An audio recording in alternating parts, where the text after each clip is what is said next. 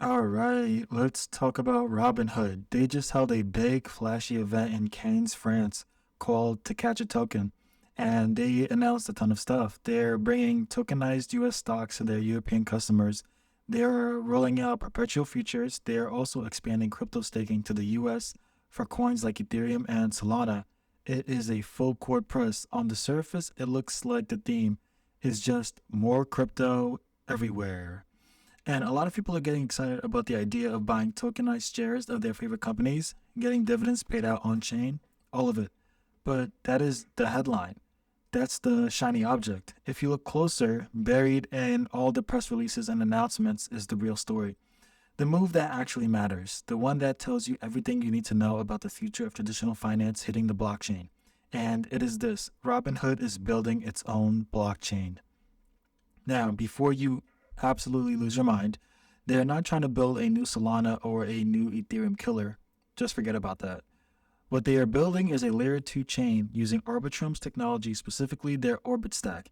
Let's translate that from nerd talk. It's it's a layer 2 is a blockchain that doesn't try to do everything itself.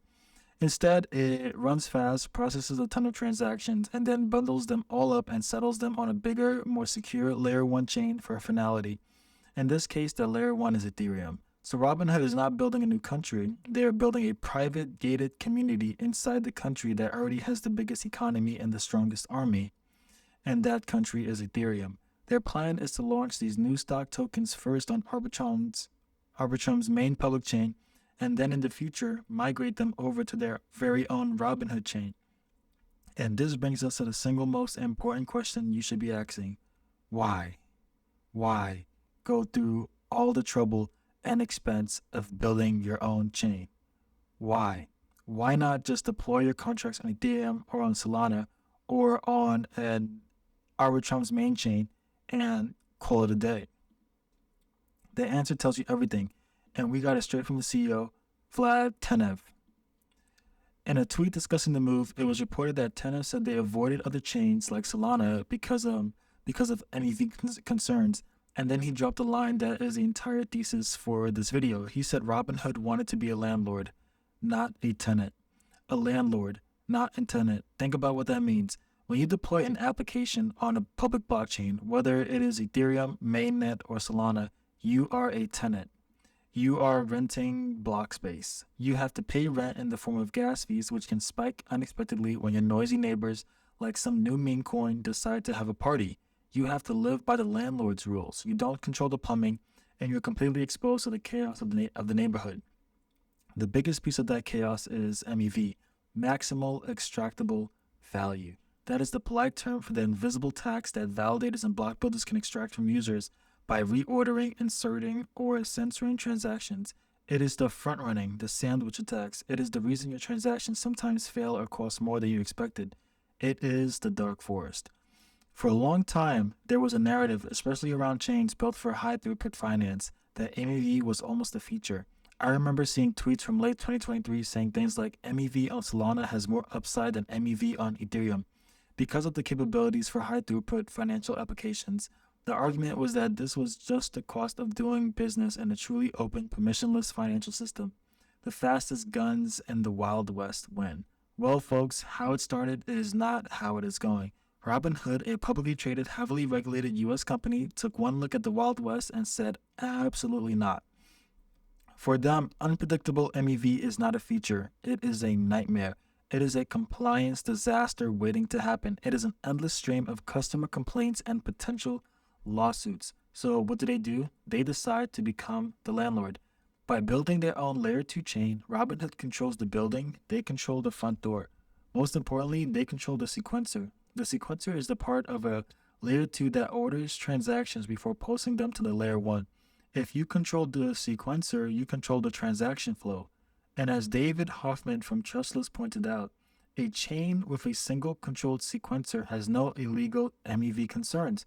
Robinhood can implement what they consider to be fair transaction ordering for their customers. They can prevent front-running within their own ecosystem. They are not trying to create a decentralized, permissionless playground.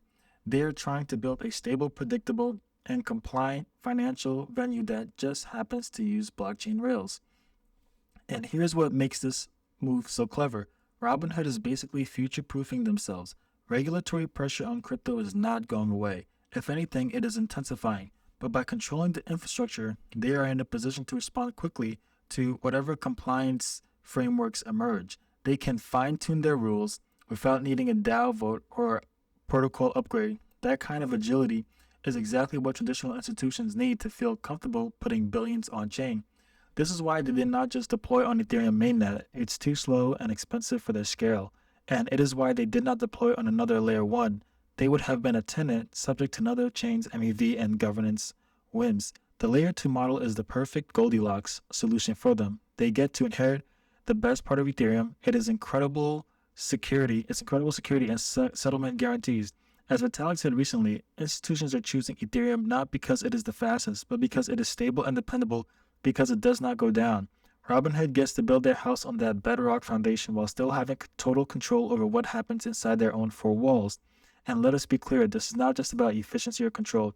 It is about market narrative. Robinhood gets to say, hey, they're doing the crypto the right way. Not the speculative casino-style DeFi way, but the clean, safe, regulated way.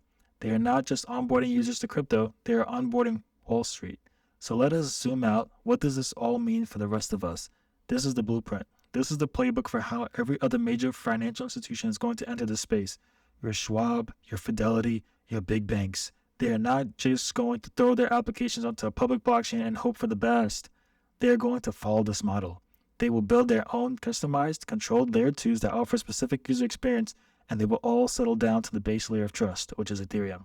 This is a massive, massive validation of the entire modular blockchain thesis.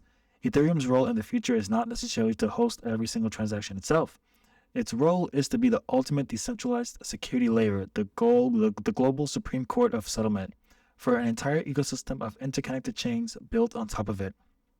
Robinhood did not just announce a bunch of new crypto features. They drew a line in the sand. They showed the entire TradFi world the safe way to come on chain. It's not about embracing the chaos of permissionless MEV. It's about containing it. It's about control. It's about compliance. And it's about being the landlord of your own prime real estate, built on top of Ethereum's foundation. The tenant days are over. The age of the layer 2 landlord has just begun. So if you like this video, could you please leave a comment, like, and subscribe? And also, I have a link in the description so you can donate $1 or something to my PayPal and just let me know what video you'd like to see me talk about next. And that way I have video ideas as well as I'll be bringing my own video ideas. But yeah, so thanks for tuning in.